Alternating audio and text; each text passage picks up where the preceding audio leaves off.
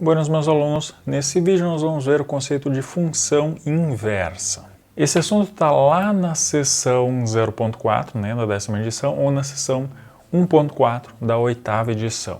Então, qual é que é a ideia de funções inversas, né? Então, se eu tenho uma função f de um conjunto A num conjunto B, né, a gente representa dessa forma aqui, né, uma função f de A em B.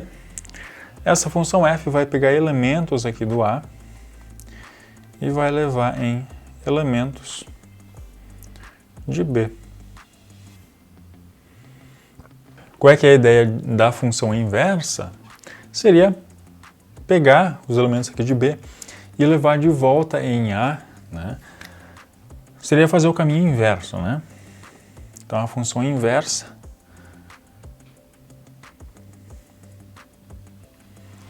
que a gente vai denotar por f na menos 1, ela vai fazer o caminho inverso. Então ela vai pegar, por exemplo, esse carinha, vai levar de volta nesse. Vai pegar esse, levar de volta nesse. E assim por diante. Então, nesse vídeo a gente vai estudar, né, como encontrar essa função inversa e também se essa função inversa de fato existe.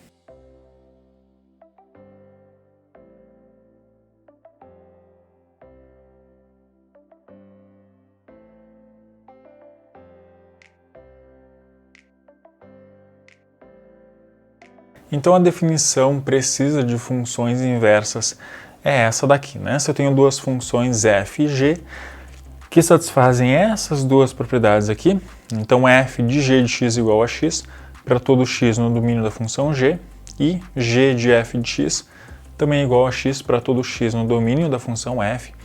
Então a gente diz que essas duas funções, né, que satisfazem isso, elas são funções inversas, ou que, né, f é a inversa da g, ou que g é a inversa da f. Então essa é a definição precisa de funções inversas. Então um exemplo disso é f de x igual a x ao cubo mais 1 e g de x igual a raiz cúbica de x menos 1. Tá? Então essas funções elas vão ser funções inversas, né? Por quê? Porque se eu calcular f de g de x, né, essa composição, então a função f é aplicado na g, então isso vai ser raiz cúbica de x menos 1 ao cubo mais 1. Né? Peguei a função f, no lugar do x coloquei a função g.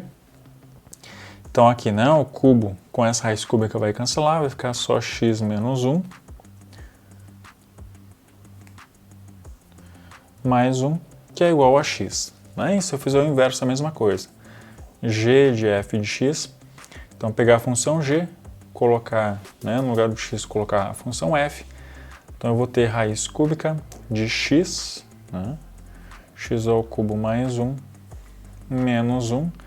Então isso é raiz cúbica, x ao cubo menos 1 mais 1, isso é x ao cubo, que é x. Então satisfaz essas duas propriedades, essas duas funções são a inversa uma da outra. Então, como a função inversa ela tem essa propriedade, né, a função f pega elementos de A e leva em B, a inversa vai pegar esses elementos de B e levar em A. Então, o domínio da função inversa, né, de f na menos 1, que faz isso daqui, vai ser igual à imagem da função f, né, porque esses pontos aqui, eles estão na imagem da função f. E a imagem da f menos 1, né, que seriam esses pontos aqui, vai ser igual ao domínio da função f original. Então a gente tem essa relação entre os domínios, né, da função f e da sua inversa, né, que vai inverter. Né? O domínio da inversa é a imagem da função original e a imagem da inversa é o domínio da função original. Então como é que a gente pode encontrar essa função inversa? Tá? Uma forma de fazer isso é, então eu tenho a função y igual a f de x, né? Essa daqui é a minha função. Se eu conseguir isolar o x, né? Ou seja, escrever x como uma função só de y, então essa função g que eu vou encontrar aqui vai ser a inversa da função f. Tá? Então, exemplo, a gente pode pegar esse mesmo exemplo aqui, né?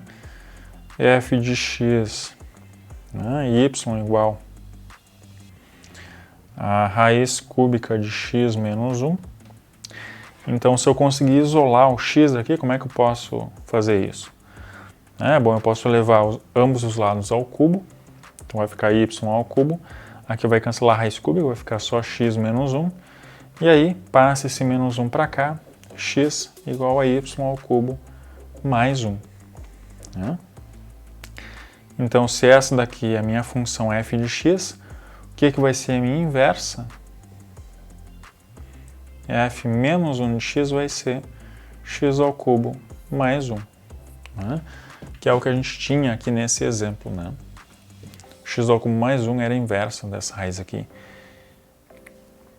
E vice-versa, Essa coisa aqui era a inversa dessa função aqui. Então, se eu conseguir isolar o x, então essa função que eu encontrar aqui vai ser a inversa. Agora a gente vai falar um pouco sobre a existência da função inversa.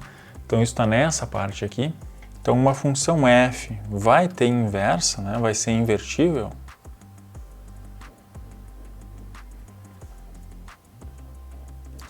Se e somente se f é injetora. Por que isso? Vamos pensar assim, naquele mesmo diagrama que há o conjunto B, aqui a função f de A em B. Se a função ela não é injetora, então o que vai acontecer? Vai existir pelo menos dois elementos aqui que vão ser levados no mesmo elemento aqui. Função é injetora se para cada dois elementos distintos no domínio, ela leva em dois elementos distintos aqui no contradomínio. Então, se ela não é injetora, vai acontecer isso. Agora, se a função não é injetora, se acontece isso daqui, se eu pensar na função inversa, f na menos 1, que faz isso daqui, ela teria que levar esse elemento nesse e nesse aqui. Só que isso não pode, isso não representa uma função. Então, para existir a inversa, a função tem que ser injetora. Se é injetora, então tem inversa. Se não é, então não tem inversa. E para descobrir se uma função é injetora ou não, a gente tem um teste bem simplesinho, que é o teste da reta horizontal.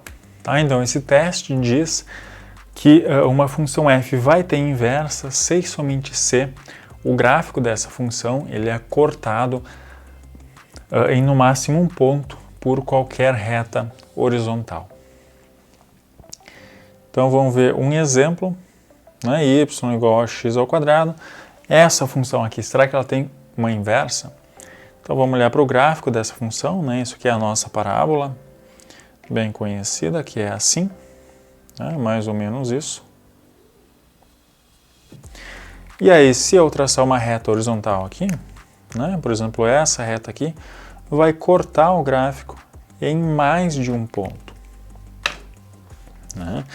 Então, essa função aqui não tem inverso, porque essa reta horizontal corta em mais de um ponto. Um outro exemplo, a função y igual a x ao cubo, se eu olhar para o gráfico, ele é mais ou menos isso daqui. E aí, nesse caso, qualquer reta horizontal que eu traçar vai intersectar esse gráfico em exatamente um ponto. Então, nesse caso, intersecta no máximo um ponto. E aí isso implica, então, que y igual a x ao cubo tem inversa. E de fato, a inversa da função x ao cubo é raiz cúbica de x. Essa daqui é a inversa. Então, se essa daqui é a minha função f, a inversa é raiz cúbica de x. Nesse caso aqui, não tem inversa. Por quê? Porque se eu tentar, pensando